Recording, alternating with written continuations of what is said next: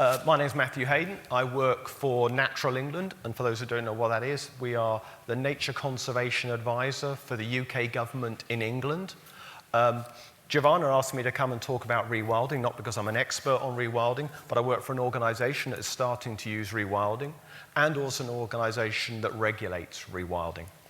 So here up on the screen here is one of the 221 national nature reserves that we manage in England, down on the south coast, and we are starting to use rewilding techniques. We're using domestic animals as proxies for extinct herbivores. We're also just hopefully in the near future going to be releasing beavers, and the local team there is very keen in future to introduce bison as well. So, and that creates a number of challenges for us with it as an organisation, because we're also the body that regulates the releases of former native species and also interventions that affect protected species. So if I get this right. So it's not just Natural England that's interested in rewilding. Since I think it's 1990, you get the first publication in the scientific press mentioning rewilding. And as you see from the graphic at the bottom there, there's been a huge increase in interest over the last couple of decades. And if you poll the public, you get very high degrees of support and interest in rewilding. So what is rewilding? To my father, who is a lifetime farmer, it is a travesty, it's a waste of good productive land, and you are letting the weeds and the pests take over, okay? To Rewilding Europe, it's something different, and that's explained here, that's their definition. Essentially, it's about letting nature take over and recover itself, to regulate itself. It's about not intervening with the management of natural habitats. It's a sort of a sharp left, sharp volte-face from the sort of very wildlife gardening approach to a lot of conservation management in the past. You could argue it's a reaction against that failure to restore nature. When I talk about rewilding today, I'm going to cover two different types. I'm going to, what I call, these are my definitions, active rewilding, and that's the deliberate, intentional adoption of rewilding. I mean, it's a management technique in its own right. Which maybe you decide not to manage in a different way to allow nature to take over, but it also sometimes includes, as here in Portugal, the reintroduction, or the introduction in this case, because they never had bison in Portugal, of herbivores to replace extinct species. So that's helping nature along a bit. But I also, in my definition, I include what I refer to as passive rewilding, and that is where we're not actively doing anything, but rather through our tolerance of species that we perhaps persecuted in the past, the species can itself recover. So this example here is wolves in Germany, and all black dots are wolf packs, and the population is increasing, and this is photographs from one of my colleagues on a study trip, went to Germany and just happened in the middle of the day to see a wolf. So I don't think you would have seen this sort of 50 years ago. So this is sort of another element of rewilding. It's not just the active stuff, I think it's also our increased tolerance. If you look across Europe, rewilding is clearly widely popular. So this is off Rewilding Europe's database. So this is all the rewilding projects that they have. It's only, I think, the tip of the iceberg, because I know there are probably at least twice that number in the UK that we're aware of. So, but it gives an indication of the spread of rewilding and its growth across Europe, and it's already claiming to be the management technique of about 1% of Europe's land area. So given that it's all about letting nature look after itself, given it's all about stepping back from intervening, you might imagine something like fertility control has little or no role in conservation management in the future, because I suspect that this will become sort of the new orthodoxy for a lot of conservation management. So is there a future? Well, I think there is, and what I'm going to try and do through the rest of my talk is to explain to you where I think fertility control still has a part to play. Of course, not all rewilding causes conflicts and problems that need interventions. So on the left, right, my right, your left, here you've got the reintroduction of some dung beetles in France. There's some emotion there, that people loving the release there, and I don't think that's going to cause any problems to anyone. But on the other side, I won't even try and work out which is that left or right, is the release of lynx. Now, that is a species that has much more potential to cause conflicts.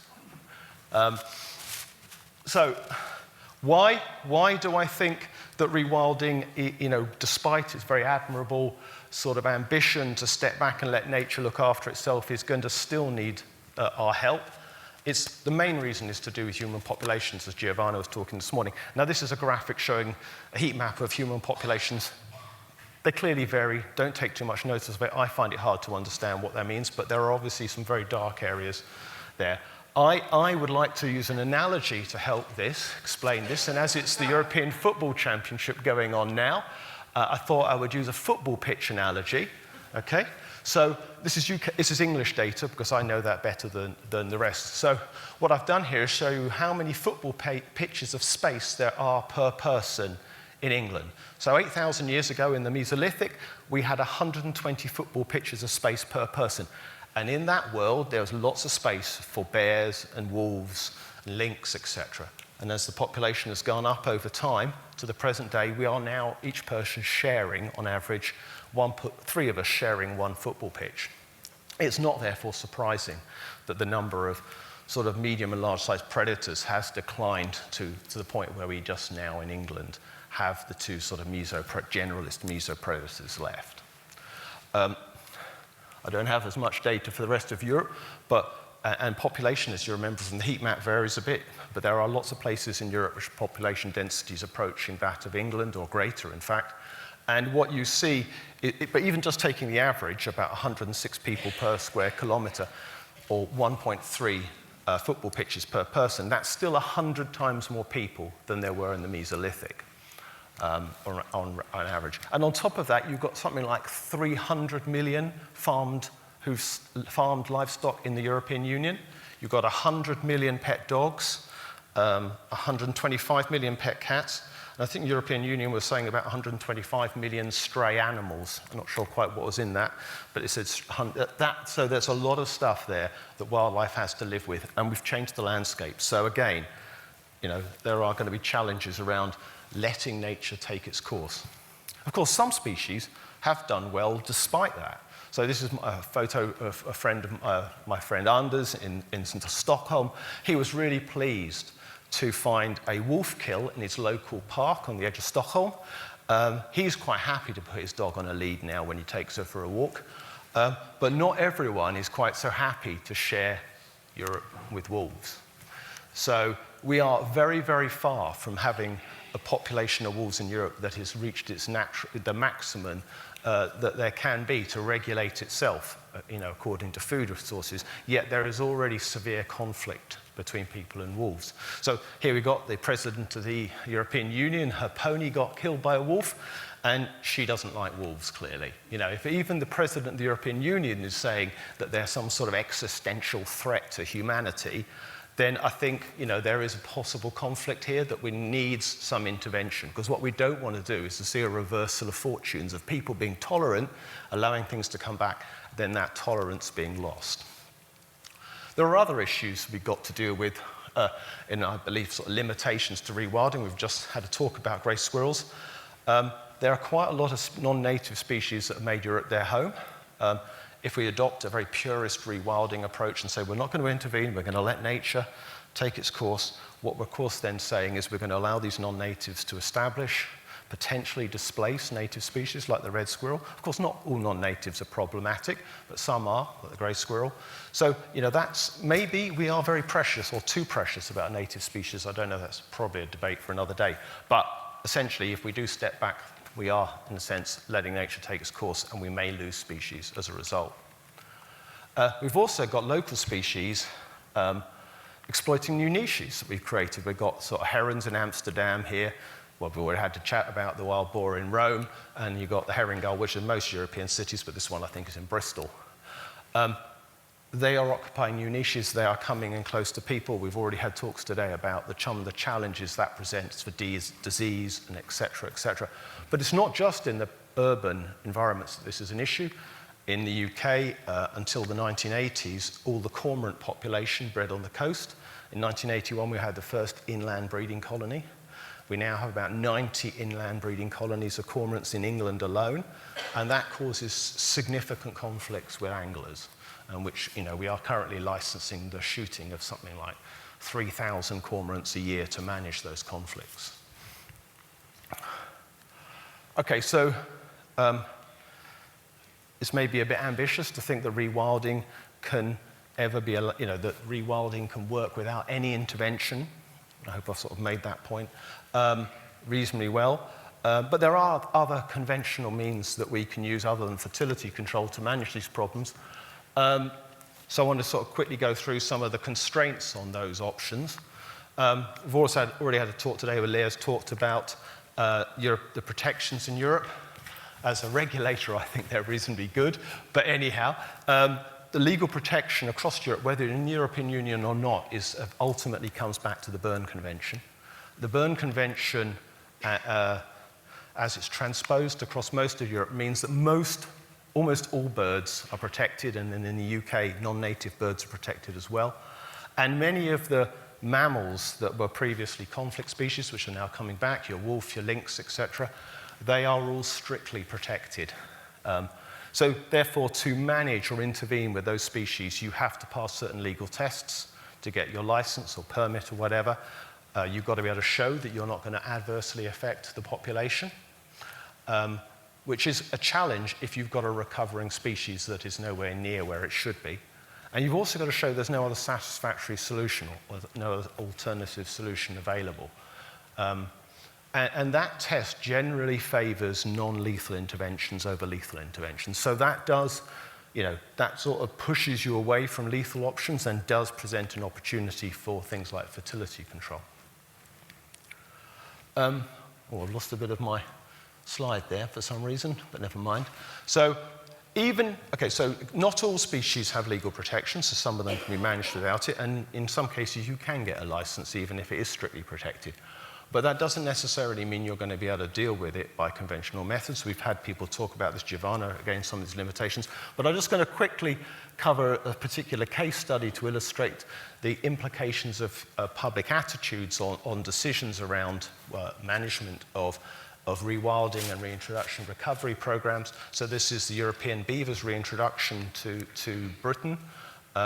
And particularly in this case in England. So the green areas are where we have wild living beaver populations in England. None of those were introduced deliberately. The very first one somewhere down in the southwest, around point A, I think it is, some beavers were escaped or illegally released. And the moment the government went, oh, hang on, we're going to take them away because no one's agreed that we can have them back, or we should have them back in England, there was such a huge public outcry that the then Secretary of State for the Environment decided, whoa, whoa, whoa, we're going to put the beavers back again and call it a trial reintroduction. All these other patches, now that population is legally allowed to be there, but all these others are a result of illegal releases and escapes. But none of them have been removed, and there's very little management or control of those animals because of public reactions to it. In Scotland, where they have a much larger wild population, the Scottish government did allow farmers to carry out lethal control, but again, that was faced legal challenges once beavers were given protection.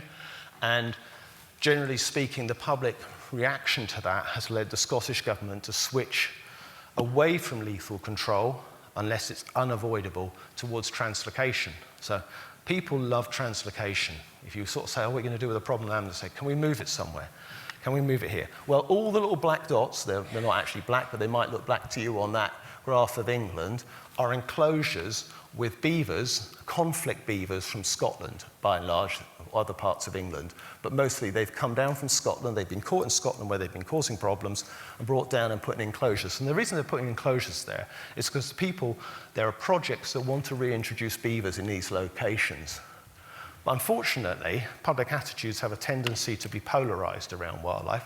So as much as there are people who don't want beavers harmed and they want them released, there are a bunch of people, like my father, farmers and landowners, angling clubs or whatever, who do not want beavers. And they have pushed back in the political debate around further releases. And we are currently in an impasse at the moment.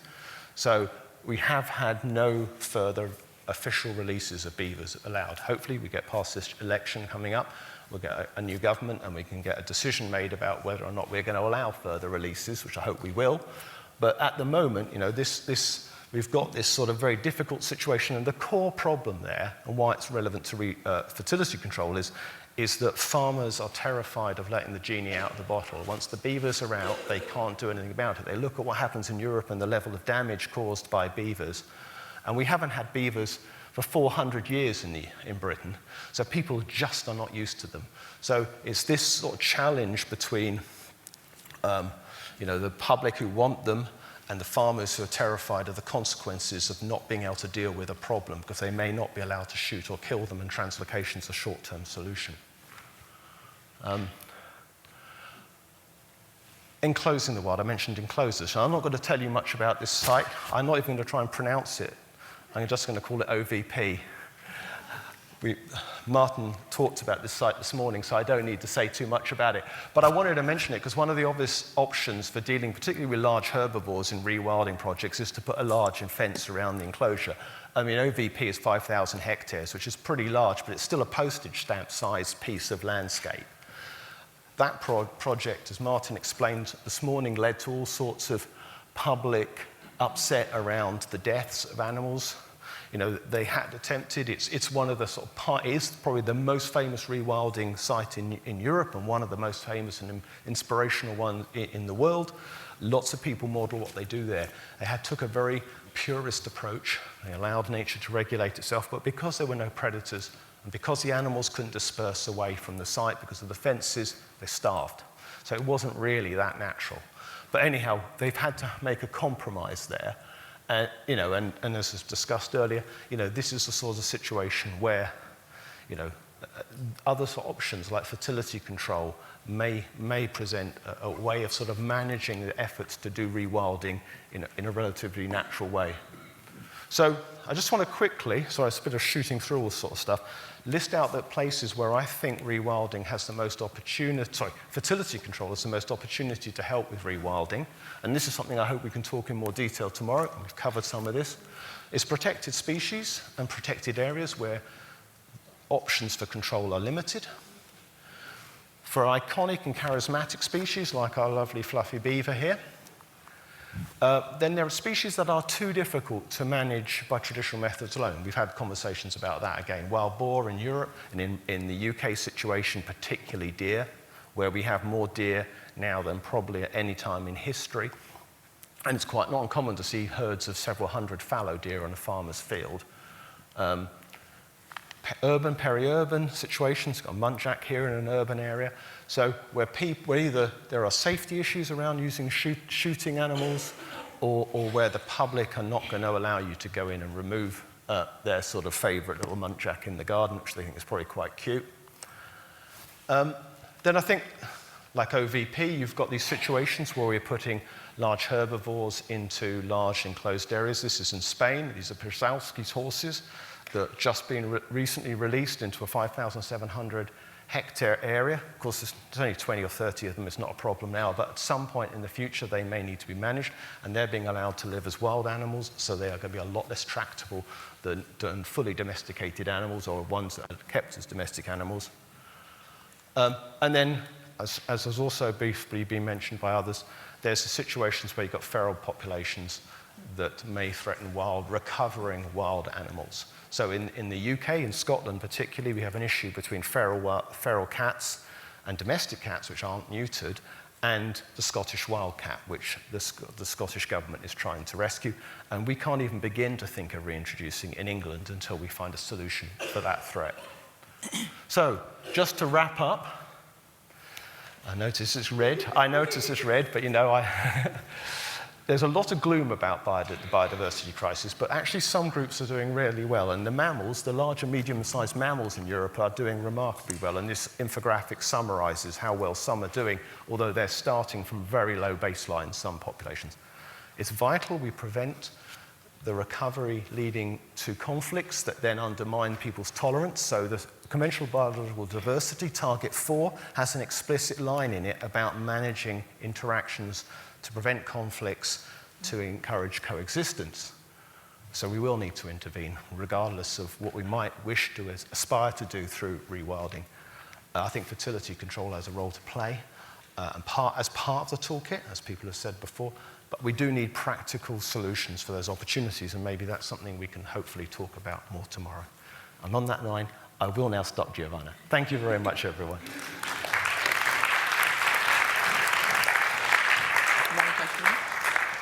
Oh. All right, does anyone have any questions? We're just going to do one question each. I'll keep it brief. Not a question, more of a comment. When we've been hearing about rewilding at all these conferences that BIWFC has been attending since our inception back in 2016, we started first learning about it at Pathways in Goslar, Germany in 2018.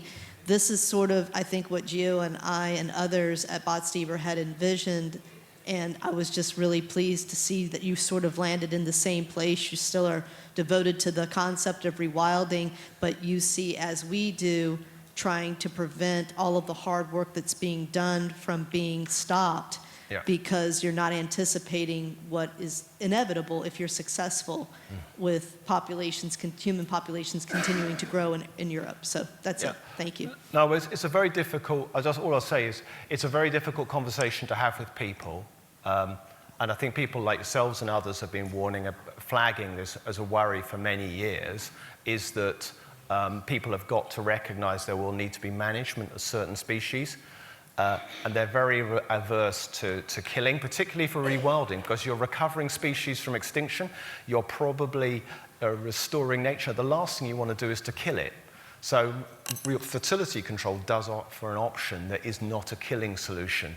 And I'd like to be much more acceptable, as I think probably the polls will show, than lethal options. So I think there is a potential, particularly if this becomes more the norm in the future rewilding, although the people doing the rewilding will need to accept the need to do some interventions with their projects. Or is that right? Thank you. We have one more question. Oh, one more? All right. I keep trying to get away. Yes, no, just on the wolf, just to say that this is an amazing conservation success that should really be celebrated.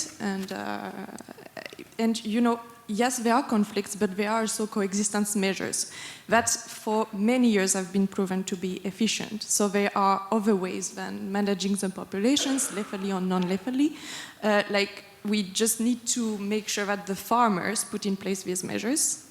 This is the solution. Yeah, I completely agree. I mean, I went to Germany myself, to Saxony, and saw wolves, and it was the most. I worked in Borneo in my youth, and that is the most amazing thing I've ever seen, is seeing wolves just walk across a road in front of me, and they're heading towards some heck cattle that were being used to rewild former military training area. And you just sort of think, wow, I've seen wolves. I could die tomorrow and I'll be a happy biologist. You know, it's a dream, isn't it? You know, the whole, the thing about the emotions about, they are difficult and they're challenging, but, it's fantastic to have them. We absolutely want to keep them here. Thank you.